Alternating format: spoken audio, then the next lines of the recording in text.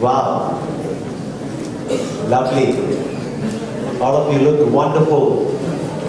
Are you happy and excited and joyful this morning? Yes! Yes, I'm glad that you all made it to Youth Arise 2014. Our hearts are filled with happiness and extremely delighted to see all of you again. Some of you coming here after a year. Thank you for being here, and I'm sure these 3 days are going to be wonderful and we're going to have a great time together. It's such a spectacular moment for ICPF to have the students coming all the way from Fujairah. Come on, Fujairah people, make some noise. People coming from Alain. People coming from Abu Dhabi. People coming from Umm People, yeah, that's spirit, yes. People coming from Ras Al Khaimah. People coming from Ajman. People coming from Dubai. People coming from Sharjah. Everybody together make some noise.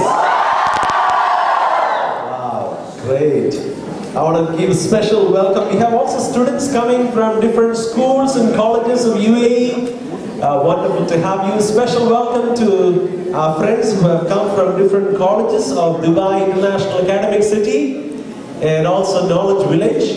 Thank you for being here. There are some of our friends who are here for the first time.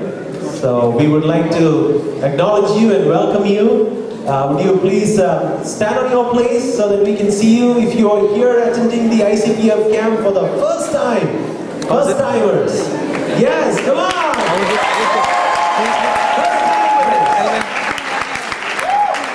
Wow, any more first timers? Brilliant! We have many first timers together this time. Let's put our hands together and welcome them. Thank you, and you are welcome to the ICPF extended family. I pray that you will make many friends and these 3 days will be very memorable for you. God bless you. Alright. I also want to acknowledge and thank all the leaders who are working with the students from different Emirates, families, couples. Thank you for being here. You are a blessing to each one of us. We've been praying and planning and preparing for this camp for the last several months. Isn't it wonderful to know that before even you came to this place, people have been praying for you. It was so heartwarming to see some of our student leaders and seniors, even this morning, going to each chair, laying their hands and praying, the very chairs that you are sitting. There's so many prayers went behind you. And I know for sure that you are here not by accident. It is God who brought you here. You are specifically chosen out of the thousands of students here in UAE. Specifically chosen. Maybe you are here because your friends just asked you to come. There's good music. There's going to be a lot of friends coming. Maybe your pastors compelled you to be here. Maybe your parents pushed you out of the house. Whatever be the reason, it is God who brought you here. And He has a plan for you. Yeah? And I'm sure He will fulfill that plan in the coming days. Youth Rise 2014 is going to be unique and historic, if you didn't know that. These 3 days are going to be remembered in the pages of history. It is because lives are going to be transformed, because miracles are going to take place here, chains are going to be broken, you're going to be set free, broken, shattered lives are going to be made whole, lost lives are going to be found, cold people are going to be set on fire. These 3 supercharged days are going to alter your life forever. Are you ready for it? Yes. Because Jesus is going to make us sinless, boundless, guiltless, blameless, fearless, matchless, limitless, priceless, endless, selfless, and reckless abandon for Him. Those 10 words are the 10 groups of your of this year's camp. Boundless people here? Are you bound? Yeah, boundless. I can see some hands. Yes. After some time, you will also get bands to differentiate your groups, so that will give us more clarity who you are and what group you are from. The theme carefully chosen this year. In the next few minutes, I want your full attention here. Yeah, we're going to think together on the theme. Elvin has already mentioned the theme chosen for this year is reckless abandon. Some of you might wonder what this particular theme is. Yeah, reckless abandon. Reckless abandon is an idiom in English. Yeah, you know what an idiom? It's an expression or it's a usage. Sam will help as I talk. Yeah, he might put up something on this clip. If you want to write it down, you can. So we're just going to a few minutes think together what this theme is all about. We all know what reckless is. Yeah, he's a reckless guy. Reckless means careless. He's a reckless driver. Reckless means someone who is not bothered about the consequence. Right? Someone who is not bothered about the consequence or outcome. And abandon means, what comes to your mind when you hear abandon? What comes to my mind is this abandoned building where people use spray paint and closed down and haunted place, nobody is there, closed down, completely given over. That's what comes to my mind when I hear abandon. But here the word abandon, it's a noun, yeah? Given over completely means to give oneself over unrestrainedly or nothing holding back, unbridled. You know, horses being bridled, you know the bridle that holds the horse, that trains the horse. Imagine a horse that is not bridled, unbridled, completely free. No handbrakes applied. You like that kind of life? Yeah, that's abandon. Sometimes I place my son Jerin, now he's a little big, but before when he was small, I would place him on the dining table and ask him to jump. He would jump over to my hands without any fear, without any doubt. Because he knows for sure that I will hold him. He will jump and he would be safe in my hands. That's exactly what reckless abandon is all about. You trust so much that you're ready to jump, you're ready to leap. Do you know what happens when you drive your cars with handbrakes on? You know what happens? You pull the handbrake lever, and when we park, we pull the handbrake lever, and then when we start the car, we're supposed to release and drive it. But sometimes if we forget to release the handbrake, you know what happens? How much ever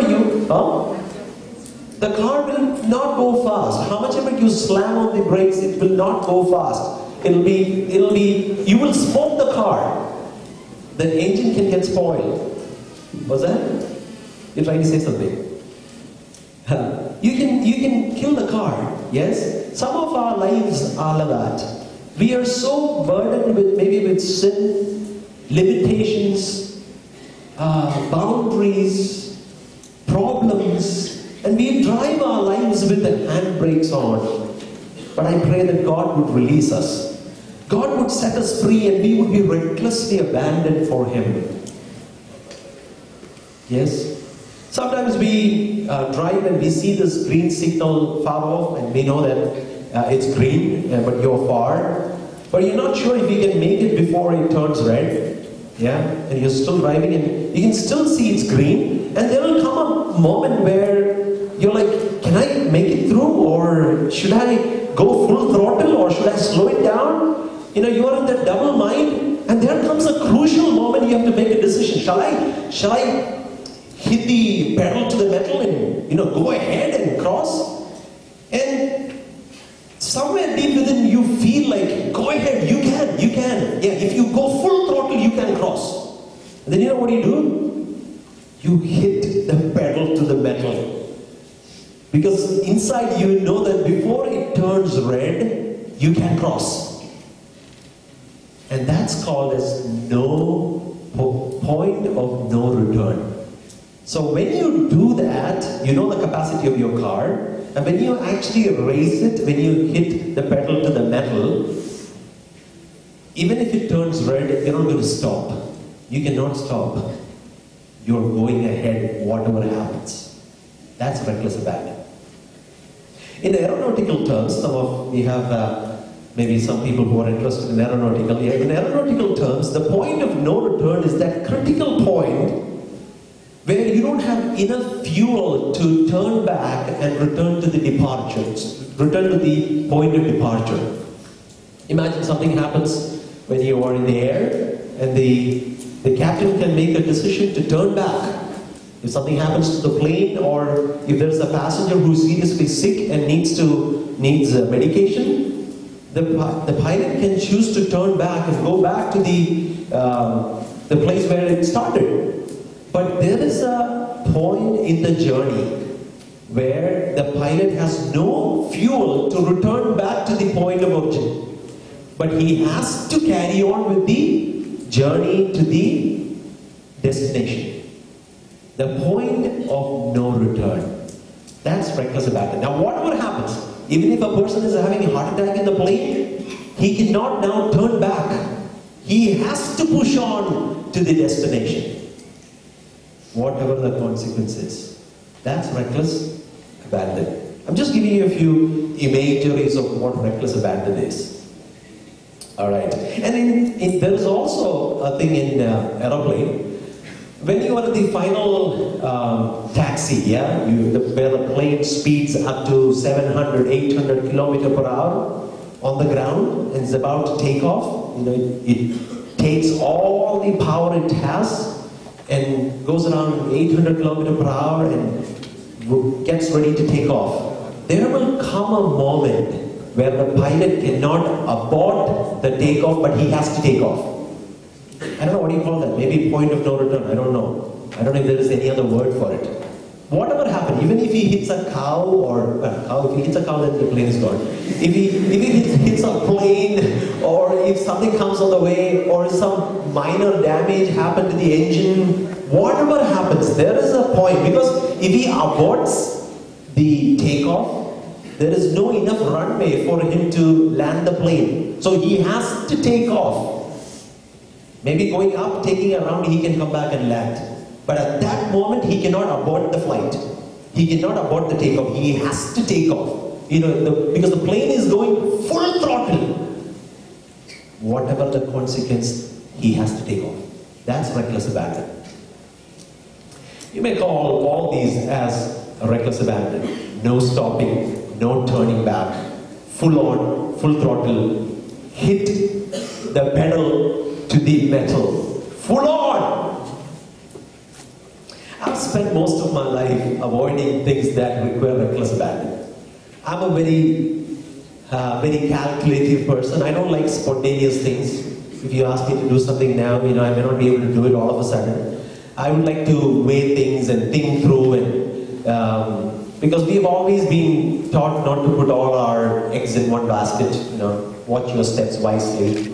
These are some of the things that are injected into my brain, and some of you. But most of you are, I think, spontaneous people. Yeah? You like to take the risk. And some of you are already built recklessly abandoned. Maybe only reckless. Some of you are abandoned. Yeah. But our theme is reckless abandon. Yeah. But very lately, I'm convinced that there are a few things that we need to be recklessly abandoned.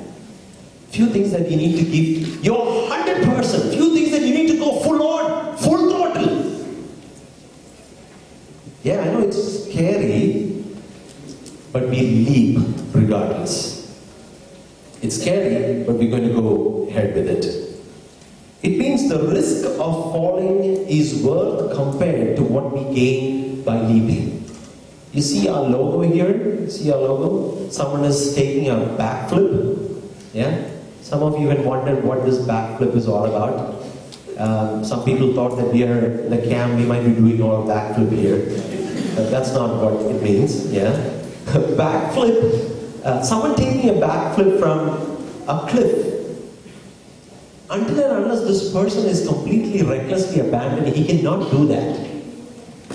Unless unless he's so confident and sure of where he's going to land, he cannot do this backflip. Because he will land on his face if he's not sure where he's going to land. But he is so sure that he is in safe hands, or he is so confident, he is recklessly abandoned, he is not bothered about it, because he knows that he is going to be safe. That's what this person who is doing backflip means. Now the $1 million question I want to ask each one of us this morning is, what is that one thing that's worth living reckless abandon for? What is that one thing that you want to leave reckless abandon for? You want to drive reckless abandon? If you do like what I said now, sometimes your decision can be wrong and you can get killed. Anything in this world, if you become reckless, it can have its consequences. You cannot live a life without thinking of the consequences. But there is one thing. And what is that one thing? As I was flipping through the pages of the Bible, I found a verse urging us to live with reckless abandon in the Bible. And it's found in Matthew chapter 22, verse 37, which is the key verse for our camp. Love the Lord with all your heart, all your soul, and all your mind. That's reckless abandon to me. How about for you? With all your heart, with all your soul, and with all your mind. Everything, every bit of you. Love the Lord. There is this smart guy who came. Jesus was tit for tat, blasting all the Pharisees and Sadducees and people who asked questions, people who were experts in the law.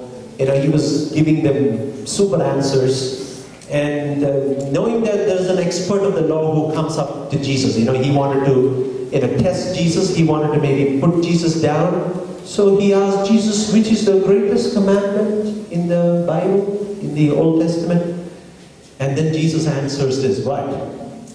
You're bothered about the law, you're bothered about the enormity, the sanctity, the greatness of your doing. But you know what Jesus said? Love the Lord. Everything, all the laws of the prophets, everything hang together in these two things. What? Love the Lord with all your heart, with all your soul, with all your mind. Why is God asking us to love Him with reckless abandon? Why is He asking? He has any right to ask us to love Him with reckless abandon? Because that's how He loved us. With ultimate reckless abandon. I totally believe we ought to approach God with reverence and honor. Especially we are taught from very small age, when you come to church, be quiet and be very pious and nice. Yeah, that's how it should be. But it must be coupled with some reckless abandon.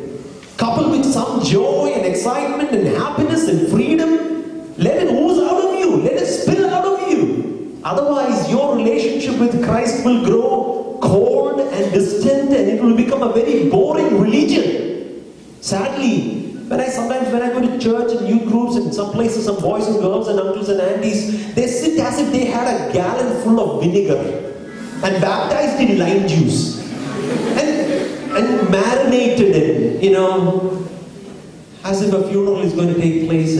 But that's not what Christian life is all about. You've got to be reckless abandon. Oh, I pray that young people in this camp will truly know what Christ has done for you and the reckless abandonness that He has done, and you would get lost and we would become reckless abandon. When Jesus loved you and I, it was a passionate, unconditional, wreck-a-band love. We were wretched, poor, good for nothing, lame, stinky, sticky, hopeless people. Was there any hope for us? We kept provoking Him. We kept rebelling against Him. We were nobodies. There was no possibility of God coming and saving us. In Romans chapter 5 verse 8 says, God showed His great love for us by sending Christ to die for us while we were still sinners. When you and I were still sinking in the miry clay, when we were still smelly and stinky, Jesus came and loved us. He came and wiped away our tears. We had no right to smile.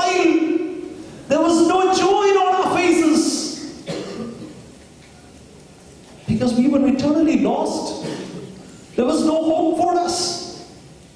Yeah, though we were jumping and dancing and doing all of the things and looking normal, but we were being killed inside. There was no peace. There was no hope. But Jesus took our place. He took our punishment. Everybody, that doesn't matter which religion you're from. That doesn't matter which community you're from. Jesus transcends every culture. Jesus transcends every limitations, every boundaries. And He comes into our heart. And He loved us.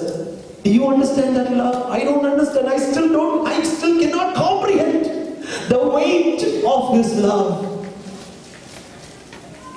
And He went to the extent of climbing on the cross to die for you and I.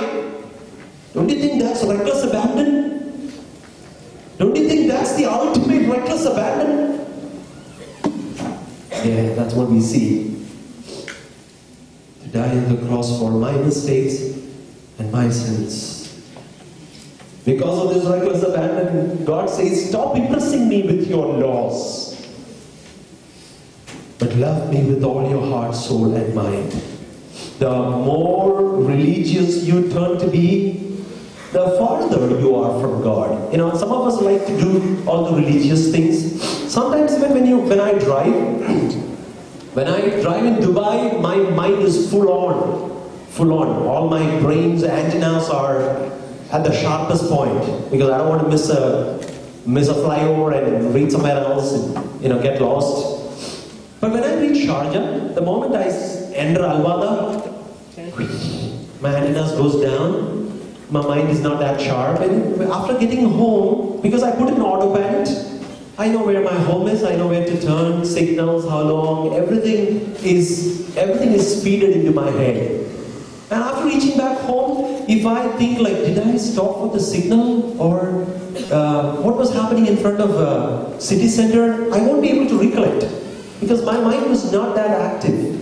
Because I've already put in autopilot and it just functions that way. That's how it works.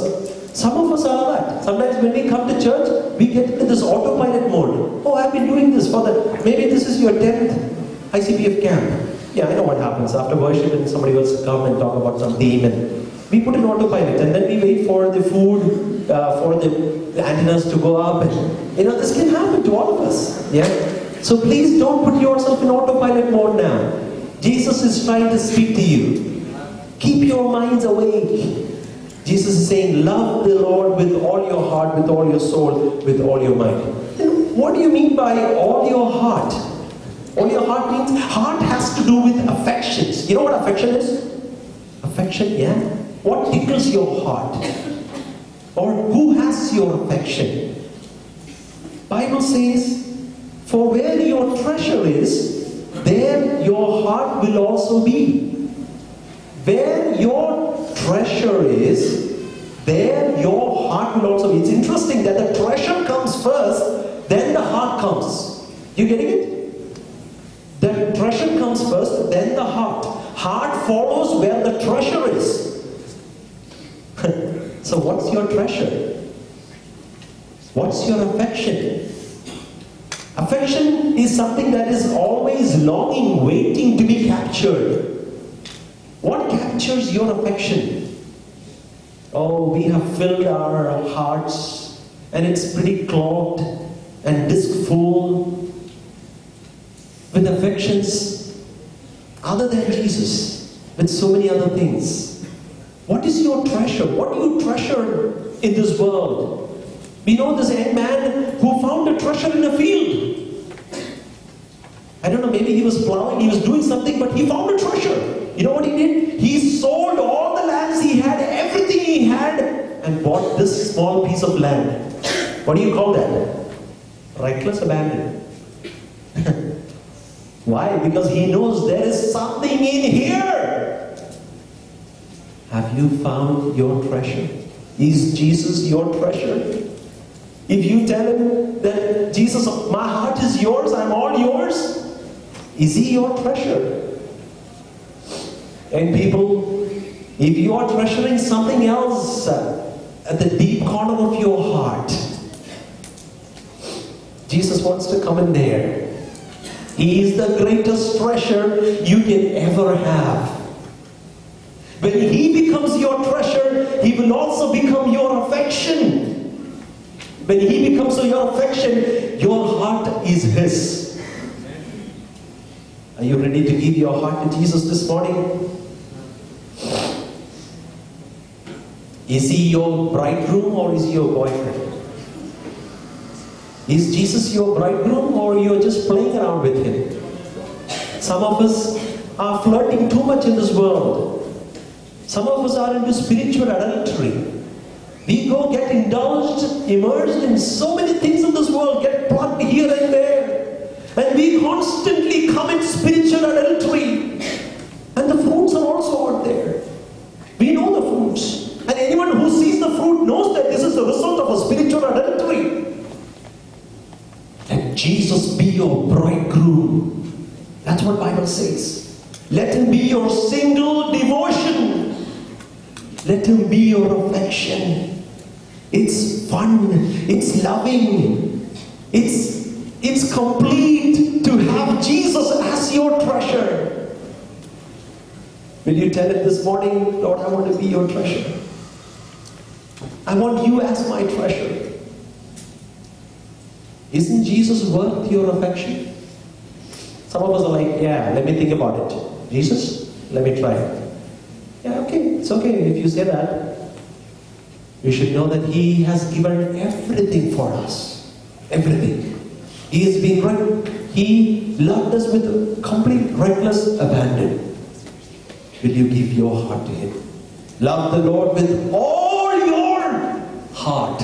Number 2, love the Lord with all your soul. What is the soul? Soul is the core you. The core you. God's care. They're happy, man. Soul is the real you. Your identity, your personality, your behavior, the way you are. That is what your soul is. And Jesus is saying, what? Love the Lord with all your soul. Means what? If heart had to do with affection, soul got to do with your devotion. What is your devotion? Is Jesus your devotion or something else or someone else is your devotion? What you devote your time for, your lifestyle, your decisions. 2 ways we can love God with all of our soul. Number 1, John chapter 14 verse 23 says, if anyone loves me, he will obey my teaching. If you love the Lord with all your heart, you would definitely want to obey what He says. You love somebody so much, whatever He says, you will do it, right? That's an automatic reaction. It's never a burden. It's never compelled upon. That's exactly what Jesus is saying here. If you love the Lord with all your heart, you would also obey my teaching. Number 1, how to love the Lord with all your soul? Obey His teaching. We sing a lot of songs, we've been part of church, maybe some of you are first time. But it is one thing to love with our heart. And by the way, love is also a verb. We know love only as a feeling. Love as an emotion. Yes, love is an emotion. But love is also a verb. You know what verbs are? Give me one use of the verb. Words. Action. Action means what? Something to do. Yeah? Not just a feel. When you say that I love you, when I say Vishal I love you, means what? It is not just limited to the feeling. But I'm saying I ought to do something for you. Yeah? When you're in need, when you're in trouble, I say that I love you, and if I don't do anything to you, does that mean anything to you? I tell my wife, Missy, I love you, and I don't take care of her, I've been unfaithful to her. What does that mean? Yeah, I have a lot of feelings for her, but then I don't do anything in action. That's stupidity, that's nonsense. You tell Jesus that you love, you sing songs that you love Him, but when it comes to action, what's happening? You say that you love Jesus, give your affection. With all your soul, give Him your devotion, obey Him. Number 2, how can we Love Jesus with all your soul. Number two, by obeying, by making godly choices. Godly choices? Yeah? The real you. How do you know you're making godly choices? What do I do with my time? What programs do I watch on TV? What kind of movies do I watch? What do I do for entertainment? Who are my friends? What do I do when I need a relief? What are some of the people that I run to? These are some of the critical questions that we need to ask to check your devotion, the decisions that we make. We do what we value. If we treasure our relationship with Jesus, our choices will simply mirror that treasure. Choice will follow from what we treasure the most. Your choice depends on what you treasure in your heart.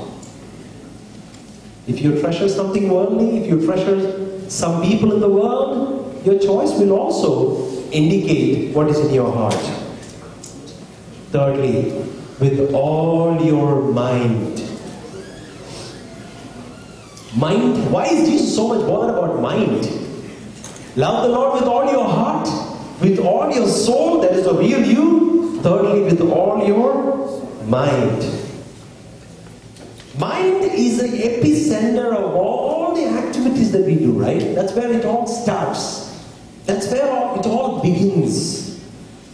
Who knows the language of mind? Wow. Images. The language of mind is images. Brilliant, man. I didn't expect anyone to answer that. Great. Oh.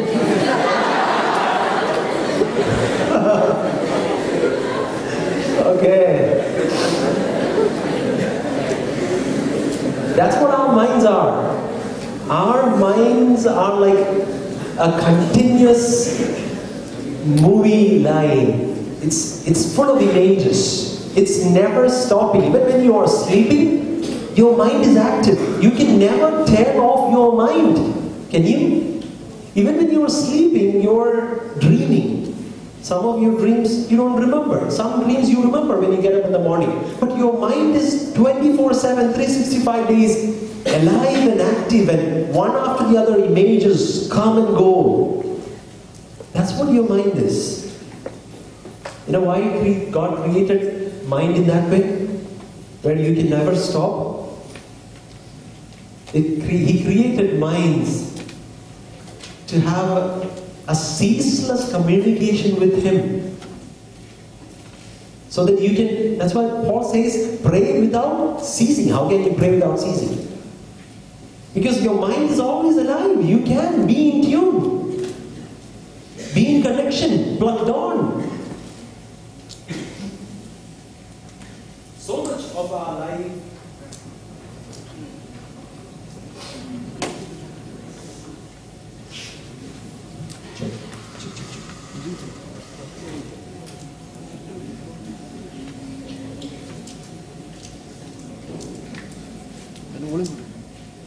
so much of our life is lived in our minds.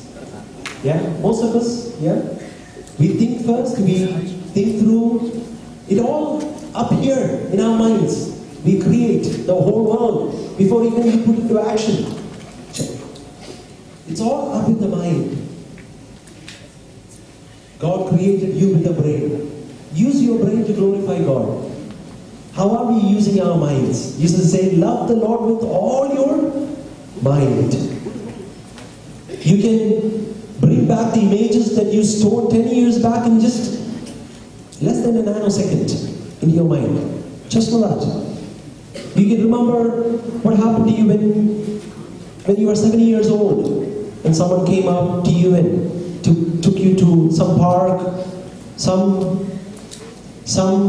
incidents where so much emotions are involved. It's all there, stored as images. And you can bring back those images. Our minds are very powerful. What's the appetite of your mind? Is your mind non-veg? Like shish tawuk and KFC and chicken biryani? Your mind eats only that, or is it all meaty? Is it all fleshly? It's good to keep our minds pure veg. Some of our minds are pure non-veg.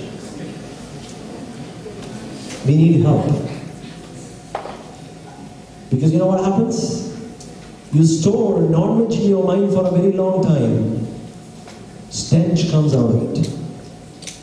You stink yourself and you stink the people around you. If there is any sewage pipe broken inside of your mind, ask the Holy Spirit to clean you. He can flush out every impurities. We all need a constant formatting and reformatting of our minds. You know that all of us delete and restore and do a lot of things with our hard disk, yeah? Computer hard disk. You know that even if you delete something from the recycle bin, you can bring it back with the help of a simple software. You can bring back even the deleted stuff from the recycle bin. But that's exactly with the mind also. Maybe you have forgotten, you don't want to think about it, but then somewhere it pops up. But you need to do this formatting and reformatting and rewriting. But if you rewrite on that same hard disk over and over and over and again, the chances of retrieving those deleted files back is difficult. You get that? Computer experts are here. The more you rewrite on the deleted file or the hard disk, the difficult it would become to trace back the deleted files. Because it is overwritten. Yeah, the memories are overwritten. That's exactly what we need to do with our minds. Yeah? Maybe your mind is polluted and you're asking, oh Lord, please help me. And Jesus can wipe off. He can flush out the impurities out of us. Those images that got clogged, got stuck into our mind. Maybe our friends gave a CD. You never knew what it was before you even knew anything about sex and porn, and you had the CD in your hands and you put it in your computer and your mind was blown away by what you saw. And those images are locked in your mind and you don't know what to do with it. You're in church, you're in school, you're in a difficult moment, these images pop out its ugly face on you and overpower you, even sometimes when you worship, and you feel helpless and you're like, yeah, anyway, I'm like this, I can't help it. But you need to rewrite with God's word. Keep rewriting. Rewrite with good things. Rewrite with God's word. Rewrite with God's spiritual songs, with spiritual friends. Rewrite and feed your mind again with healthy stuff. So that those old images that are locked will fade away and go away. Its grip on you will diminish. Jesus told, love the Lord with all your mind. You're interested in mind? We all need a touch of the mind, yeah? Nobody knows what's happening in my mind. Nobody knows what's happening in anybody's mind seated here. We all need help. God, please help me to reformat and change of my mind. That's why Romans chapter 12 verse 2 says, Paul urges, he says, be transformed by the renewing of your mind. The verse above that says, do not conform yourself to the patterns of this world. Sadly, we limit that verse to the outward appearance and the fashions all around us. But we need to think beyond. There is much deeper than that. What is Paul saying? No one talks about the mind. Yeah, do not copy the patterns. Patterns means the philosophies, the style, the policies, the things that really influence you. Don't follow. But then do what? But be renewed of your mind. So give much weightage to what's happening in your mind. I pray that this camp will be all about mind. Mind transformation. Reckless abandon. If you really want to be reckless abandon, you need to be healed of your sick mind. Our minds need constant help. And the Holy Spirit can do that. He can flesh out, He can renew you, make you fresh, new every day. 4 ways you can love the Lord with your mind. Number 1, reason. Some of your friends will come and ask you, is Jesus really God? Yeah? Doesn't He have a father? Are you 3 or 1 or what are you? 3 gods? They confuse you? Reason together with them. Yeah? Defend your faith. Learn. Use your mind to study God's word. Number 2, knowledge. Know Him more. The more you know Him, the more you love Him. The more you love Him, the more you want to know Him. The more you want to know Him, the more you love Him. The more you love Him, the more you want to know Him. And the more you want to love Him, the more you know Him. The more you know Him, the more you want to love Him. There is no other magic in Christian life. That's exactly what you do. Oh, I love Missy so much. I want to know more. Yeah, 7 years. Have you known enough? No, not yet. It's a lifetime. How much more Jesus? How much have you known Him? Glimpse? Have you scratched the tip of the iceberg? Not yet. One of the things that somebody shared, when you reach heaven, people talk about, roads made of gold and gates with diamonds and all the glittery stuff, and it's really sad that they compare it with a lot of earthly standards. So people who actually have maybe so much of gold and diamonds might find it boring in heaven, because it's the same thing, they have in heaven also. So what is the excitement of heaven? If you have the same thing, if you compare all the earthly standards with what heaven is, it's going to be pretty boring, yeah? Only people who don't have diamonds and gold will find it very exciting heaven. I know it's written in the Bible. It's written in language that we can understand, but I believe it's much more. What is so special about heaven? Heaven is a realized place. There is no obscurity there. In heaven, see, we know so much about Jesus now, but we don't know Him completely. Paul says, we see in part, but when we see Him in face to face, we will know it fully. When you reach heaven, you'll be like, oh Jesus, I never knew. Oh, you were this also? I mean, this is also your quality? Oh God, we knew only little when we were on earth, but now we know so much. That drives excitement inside of you. And heaven is special because Jesus is there. And there is nothing to be realized. There's nothing to be uncovered. Everything is open. Everything is released in full measure. And it's a perfect state. That's what heaven is. Oh, I pray that will bring in some excitement into our hearts. Knowledge. Love the Lord with the knowledge. Memory. Use your memory. Study God's word. Memorize things. That's one way you can use your mind to glorify God. Imagination. Philippians chapter 4 verse 8 says, what? Philippians chapter 4 verse 8. Think about what? Spiritual things. What is it? There's somebody read Philippians chapter 4 verse 8. Yes. Whatever things are true. Whatever things are noble. Whatever things are just. Whatever things are pure. Whatever things are lovely. Whatever things are of good report. If there is any virtue. And if there is anything praiseworthy. Meditate. In other translation says, think about such things. Yeah?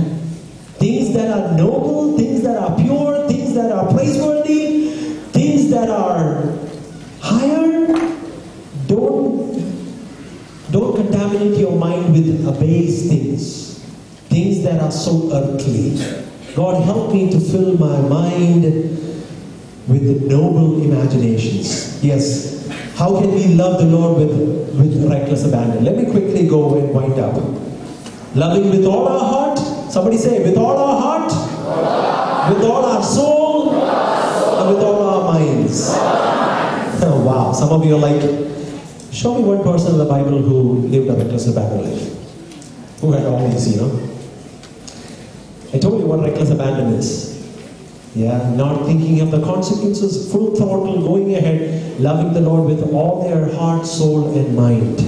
Bible is filled with reckless abandoned people. People whom God used in the Bible or in the history or in our times were all recklessly abandoned for Him. Number one, Abraham. God told Abraham one day, go to the land I will show you.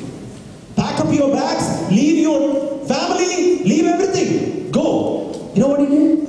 He went.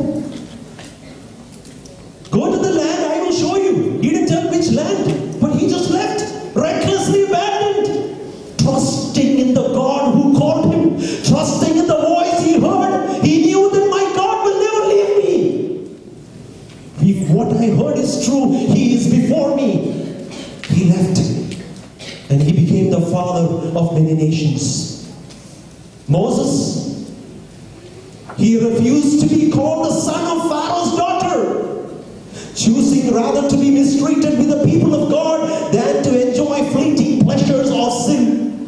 He left the palace. That was crazy, yeah? Crazy man. He was brought up in a very cozy, wonderful environment, but he identified with his people. That's reckless abandon. Job, you know Job, yeah? The guy who was always scratching up and down all his life. Even when he was going through severe suffering, you know what he said? Oh, you should listen to this. Though he slay me, I will hope in him. I will surely defend my ways. To his face, I will maintain my life before him. Even if he slay me. What do you call that? Reckless abandon. Ruth. You know who Ruth was? A Moabite girl. Moabites were always fighting with the people of Israel. But she married a Jew. Husband was a wicked man. He died. And Naomi, mother-in-law, is going back to Bethlehem. But you know what Ruth said? Ruth said, Ruth chapter 1 verse 16, don't urge me to leave you or turn back from you. Where you go, I will go. Your people, my people. Your God, my God. What do you call that? Reckless abandon. I'm not worried about my family. I'm not worried about my upbringing, my background. But where you go, I will go. Your God, my God. Are you ready to say that? David, puny little guy, shepherd. When he heard there is this Philistine making fun of the living God and defacing and defiling God Yahweh, fire burned within him, and he screams at him in 1 Samuel chapter 17 verse 45. You come against me with a sword and spear and javelin. I come against you in the name of the Lord Almighty, the God of the armies of Israel, whom you have defiled. That's reckless abandon. What is David in front of this 9-foot Goliath? Nothing.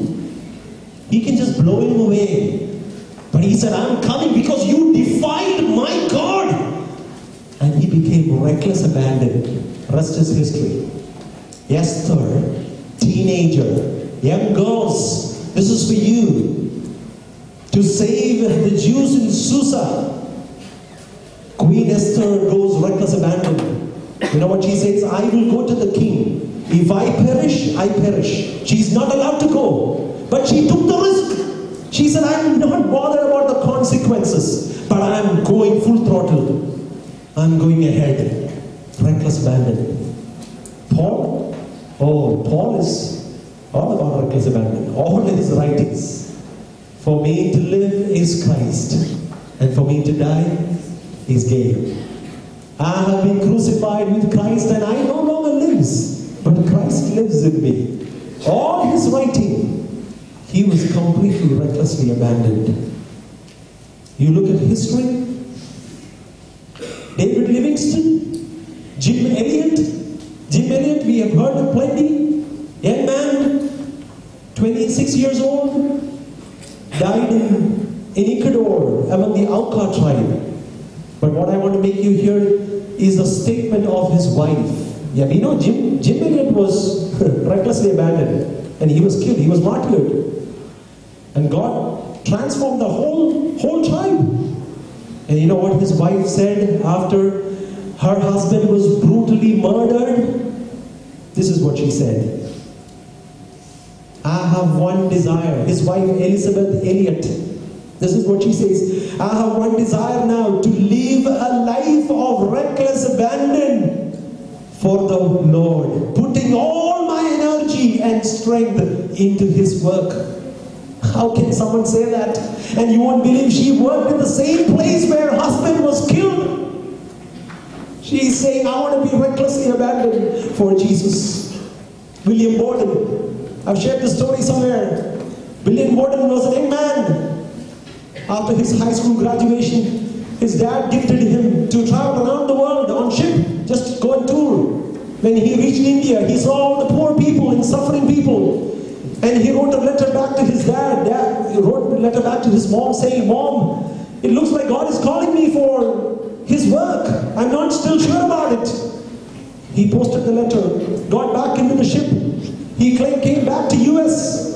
In the ship, God spoke to him and he decided to step out for full-time ministry. He said, my life is yours, Lord. This is what I want to do for the rest of my life. And he surrendered completely. He got back, joined university. In the university, he gathered the students. He had Bible classes in small hubs like we have in ICPF. Started investing into young people. While he was studying, he heard about China Inland Mission. He wanted to go to China as a missionary. His dad was a very rich man. And you know what William Borden did? He took a check, wrote all the inheritance.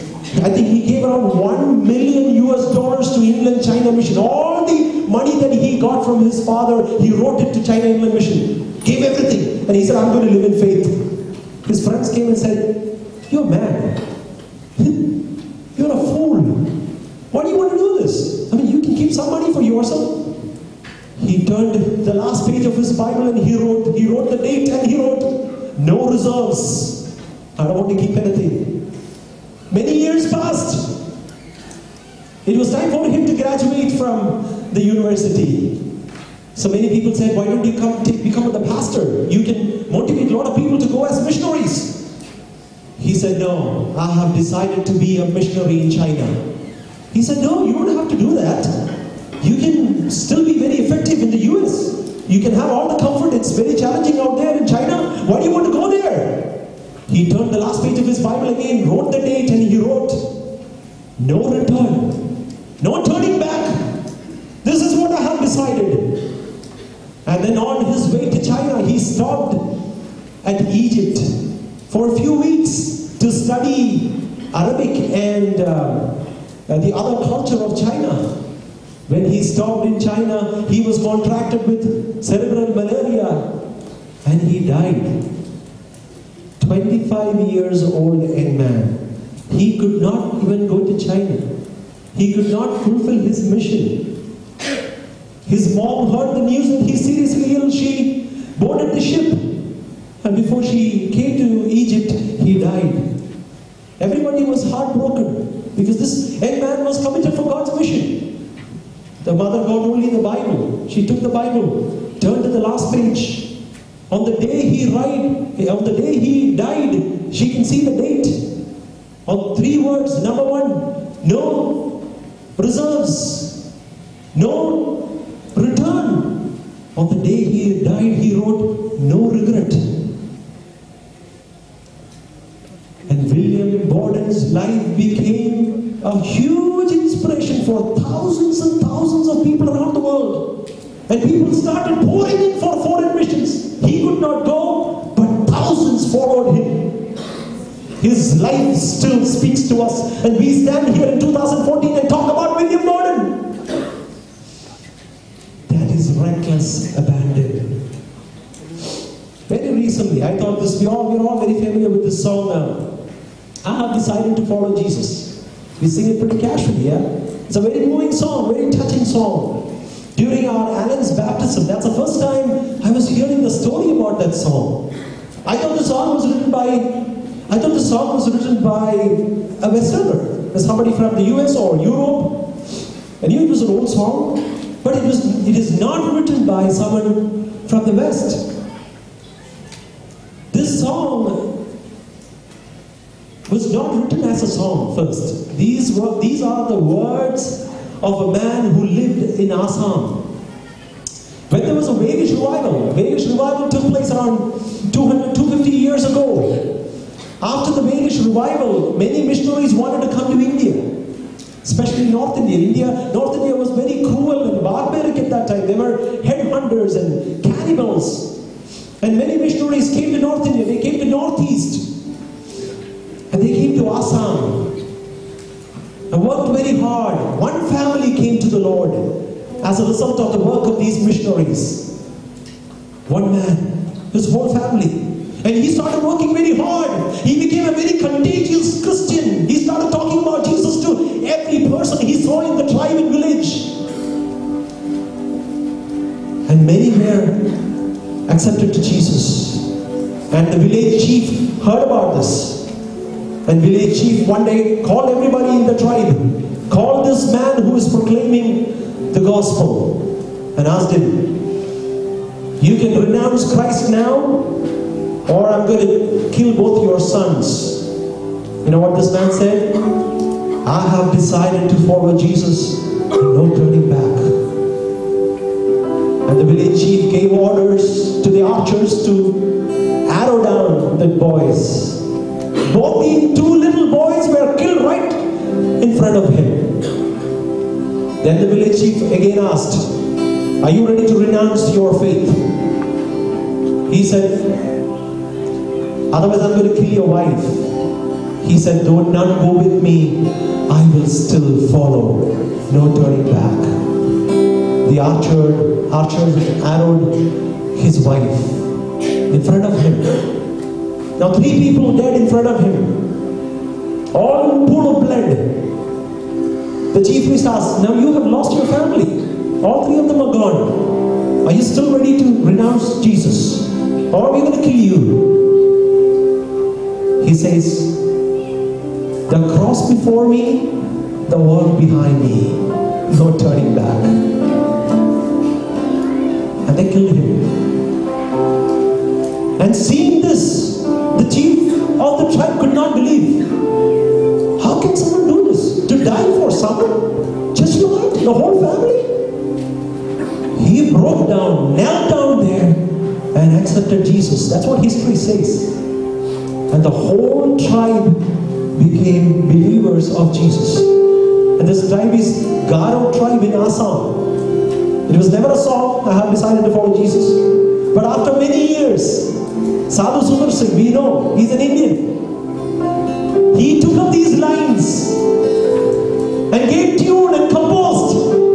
And it is he who brought this tune, the song that we sing, I have decided to follow Jesus. And people, you may not be asked to go to some remote village, maybe not to Auka tribe, or not to Garo tribe. But are you willing to be reckless abandon for Jesus in your school? When your friends come and mock at you, why do you sink? Why do you duck away? Why do you shrink? Stand up boldly. Tell him, Jesus, I am recklessly abandoned for you. I want to love you with complete, reckless abandon. Let every eye be closed.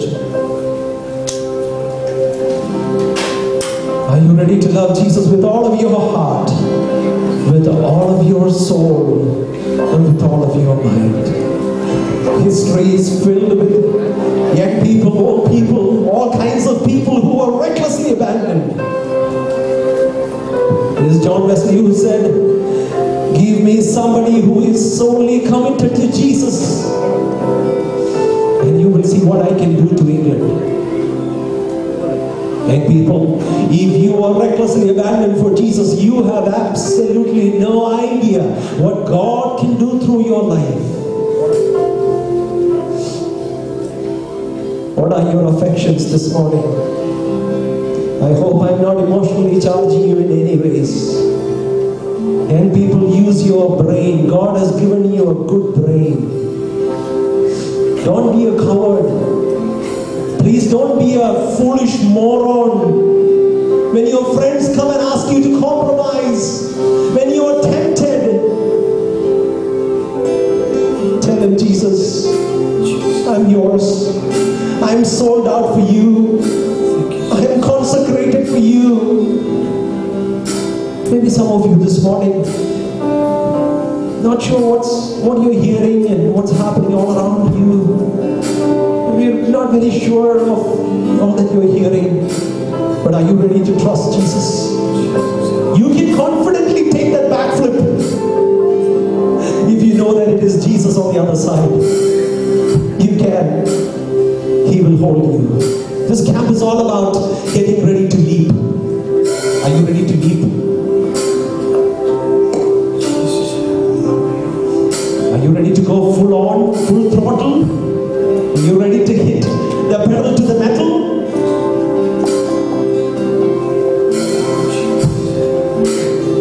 Can I ask everyone to stand as we sing the song together? I have decided to follow Jesus. Not in an autopilot mode, but we're going to sing it from our heart. We're going to sing it from our soul. We're going to sing it from our mind.